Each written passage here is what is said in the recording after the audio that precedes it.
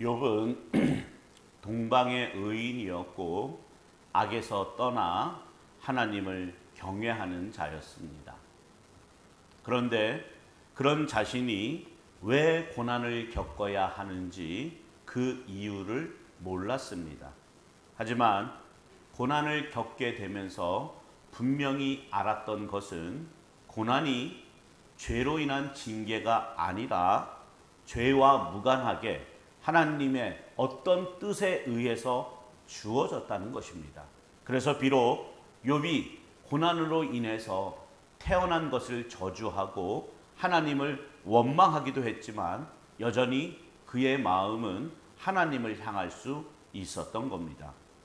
그런데 욥의 세 친구들은 욥이 당하는 고난을 보면서 그 이유가 욥이 저지른 죄 때문에 하나님으로부터 징계를 받는다고 생각을 했습니다.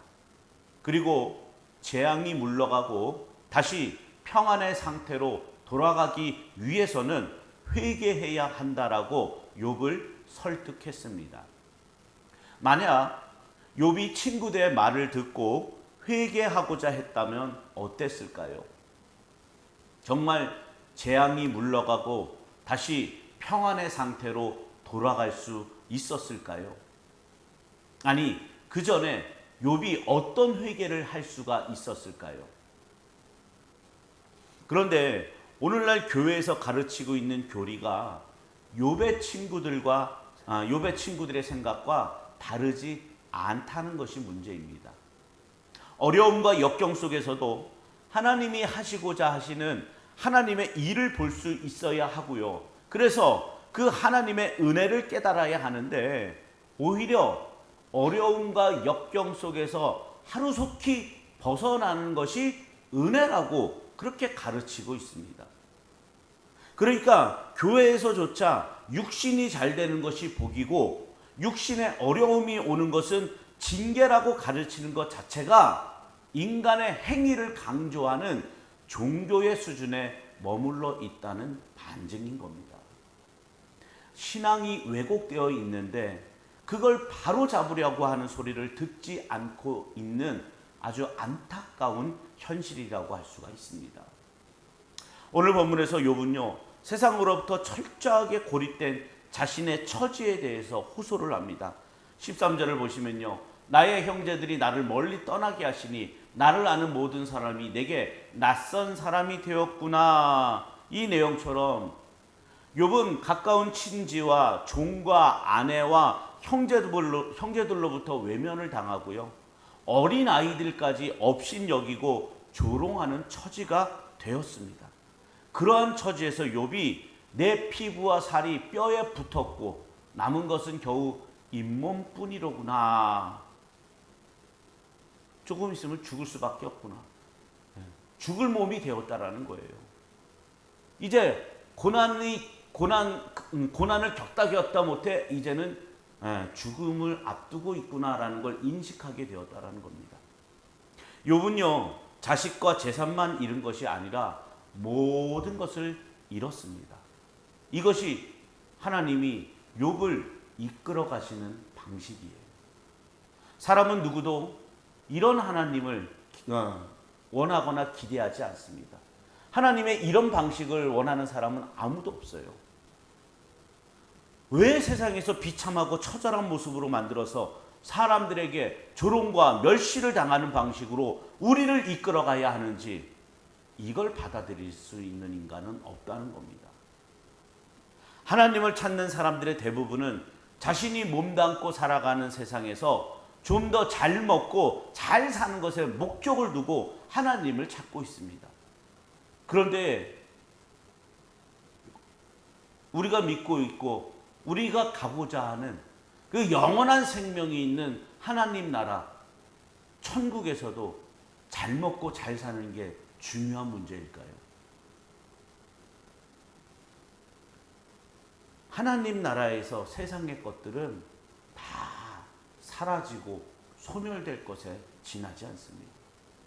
여러분이 이 땅에 살면서 소중하고 값어치 있다라고 움켜쥐고 있는 그 어느 하나라도 사라지지 않고 소멸되지 않는 것이 없다는 겁니다.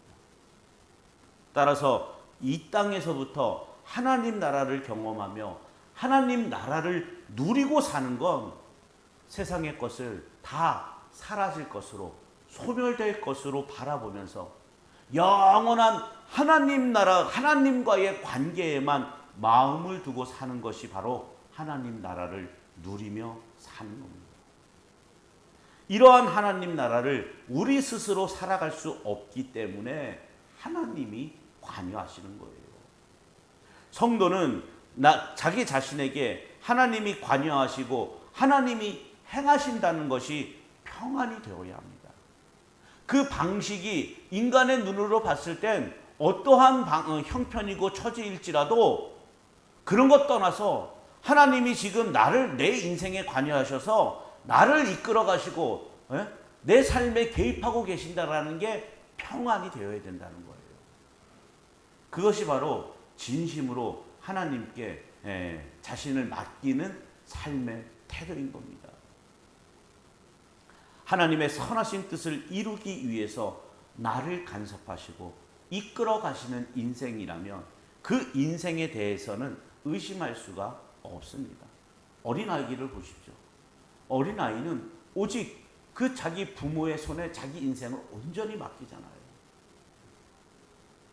어린아이가 이 부모가 나를 학대할까? 나를 어리다가 버릴까? 이런 걱정하면서 삽니까? 나를 굶기기라도 할까? 이런 걱정 안 하잖아요.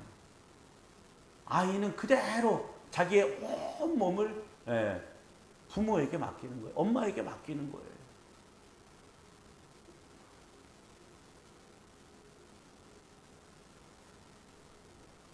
하나님의 일에는 실패가 없다라는 걸 우리는 굳게 믿어야 합니다. 그것이 바로 하나님을 신뢰하는 믿음의 삶이에요. 욥기 40장 4절과 5절에 보면요. 보소서 나는 비천하오니 무엇이라 주께 대답하리이까? 손으로 내 입을 가릴 뿐이로소이다. 내가 한번 말하였사온즉 다시는 더 대답하지 아니하겠나이다. 이렇게 욥이 대답을 합니다. 욥이 고난을 받기 전에 하나님을 경외하며 악에서 떠난 자로 인정받았을 때라면 나는 비천합니다. 이렇게 고백을 했을까요? 동방의 의인이었고 많은 사람들로부터 추앙을 받고 신앙이 좋은 사람으로, 그래서 많은 사람들이 부러워할 만한 그런 삶을 살았어요. 또 재산도 무진장 많았어요. 가진 것이 너무 많았습니다. 그런 욥이 나는 비천합니다. 이런 고백이 나올 수가 있었을까요? 그리고 하나님 앞에서 입을 손으로 가리고 나는 아무 할 말이 없습니다. 이런 입장이 되었을까요? 아마 자기 자신을 사라지고 소멸될 그런 비천한 존재로 보지 못했을 겁니다.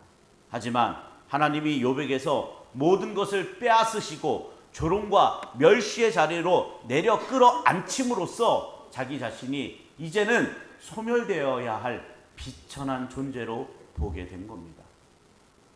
그런데 우리는 우리의 인생이 사라지고 소멸된다고 생각을 하지 않아요.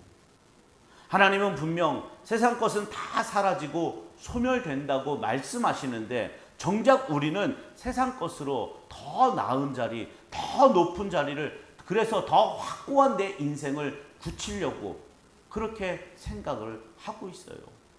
더 많은 재물을 얻기 위해서 일을 하고, 더 높아지기 위해서 애쓰며 살고, 더 여유롭고 편안한 삶을 목표로 삼고 인생의 의미를 거기에 두고 있습니다.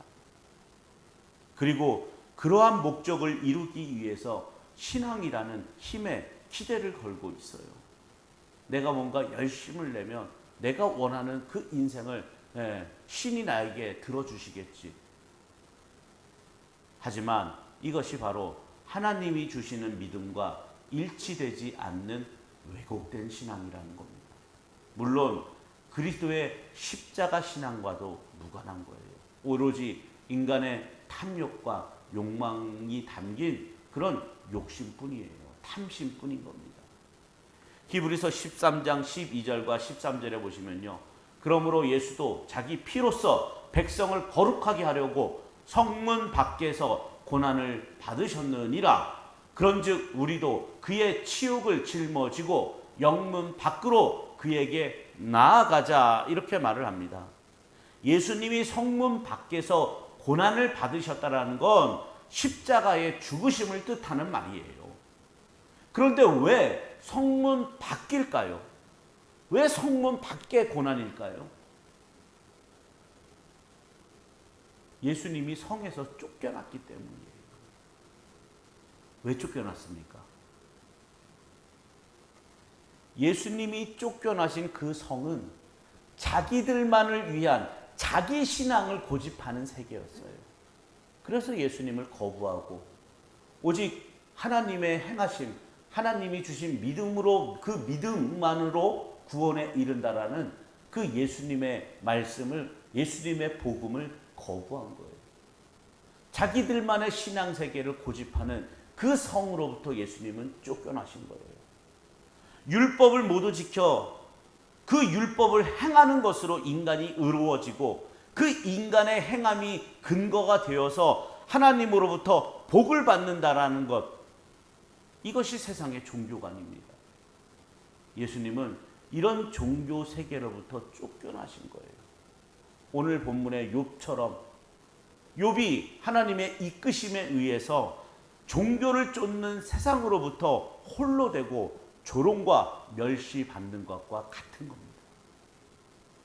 여러분, 우리는요, 성도는 진리를 추구합니다. 그런데 진리는 오직 예수 그리스도예요. 그렇다면 성도는 종교 세계를 바라봐서는 안 돼요. 인간이 중심이 되어 있고 이 세상 눈에 보이는 것이 중심이 되어 있는 종교 세계를 바라봐서는 안 되는 거예요. 오직 종교 세계라는 성에서 쫓겨나신 예수님을 바라봐야 합니다. 그것이 진리이기, 예수만이 진리이기 때문이에요. 예수님이 고난받으신 성문 밖에는 우리가 원하고 꿈꾸는 그런 것들이 존재하지 않습니다. 우리의 이상과 꿈이 존재하지 않는 곳이 바로 성문 밖이에요. 그런데 그 성문 밖에는 우리가 죽음 이후에 누리게 될 영원한 생명이라는 미래가 있어요. 생명을 추구하는 성도는 예수님이 가신 길로 가기를 소망하게 되어 있습니다. 이 세상에서의 복에는 의미를 두지 않고 예수님이 쫓겨나신 조롱과 멸시의 자리에서 참된 소망을 발견하기 때문이에요. 이처럼 예수님이 고난받으신 조롱과 멸시의 자리로 나아와야 하늘이 보이고 예수님이 보입니다. 내가 잘 되는 것을 기대하는 종교의 눈으로는 끝까지 세상 것이 좋아 보이고 나만 보게 되어 있습니다. 그래서 하나님은 당신의 택한 자녀들을 조롱과 멸시의 자리로 끌어가시는 거예요. 욥에게 고난이 없었다면 자신의 신앙생활에 만족한 채 그렇게 인생을 마감했을 겁니다. 하지만 하나님과의 관계에서 자신이 누군가에 대해서는 알지 못했을 거예요.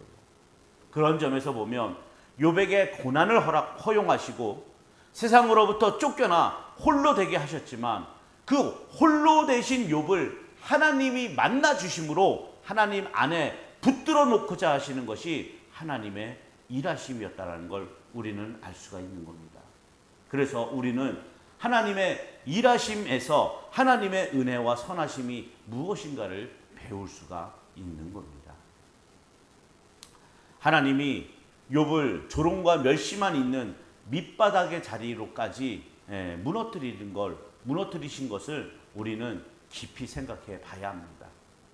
욥의 인생이 하나님에 의해서 철저하게 망가졌다는 것 우리가 깊이 생각해 봐야 합니다. 그런데 그것이 욥의 죄 문제가 아니었어요. 오히려 하나님에 의해서 망가진 욥을 하나님이 찾아오십니다. 육신을 편하게 해주는 것이 아니라 영혼을 새롭게 하셔서 영원한 생명에 참여하는 하나님의 자녀로 세우시기 위해 찾아오신 겁니다. 우리 모두가 이 하나님을 만나야 합니다. 이 하나님을 영접해야 하는 거예요. 이처럼 우리는 나라는 존재에 대해 비참함을 실감할 그때가 바로 영문 밖에서 고난받으신 예수님을 만나는 절호의 기회가 되는 겁니다. 이 예수님을 만난 사람만이 참다운 신앙의 간증을 할 수가 있는 거예요.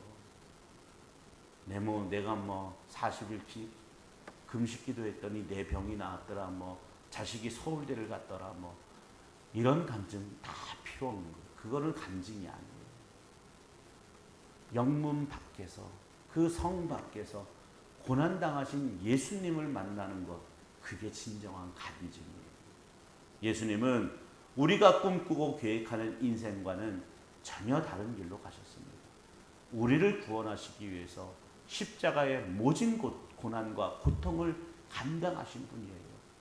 우리에게 생명을 주시고 우리에게 진리가 되시는 예수님이 그 길을 가셨는데, 그 예수님을 따른다라고 하면서 세상 것이 좋아 보이고 내 자신이 중요하게 여겨진다라면 그거는 어불성설 아니겠습니까? 예수님이 가신 그 길에는 우리가 원하는 이 세상 것들이 들어있지 않습니다. 오직 영원한 생명만이 거기에 담겨져 있어요. 바라옵기는 우리의 영원한 생명을 위해서라면 모든 것을 빼앗아 가시는 방식으로도 일하시는 그 하나님으로 인해 여러분에게 기쁨이 되고 그 하나님께 찬송과 영광을 올려드리는 참된 믿음의 성도들이 되시기를 주님의 이름으로 축원을 드립니다. 오늘도 그 하나님은 여러분을 영원한 생명으로 인도하시기 위해서 참된 것을, 참된 진리에 눈을 뜨게 하기 위해서 여러분의 삶을, 여러분의 인생을 주관하고 계십니다. 이끌어가고 계십니다. 이 믿음이 여러분에게 평안이 되셔서 이 세상 형편과 처지를 떠나서 늘 하나님으로 인해서 만족이 되고 기쁨이 되고, 그래서 즐거운 그런 삶을 누리는 그런 복된 성도들이 되시기를 주님의 이름으로 축원을 드립니다.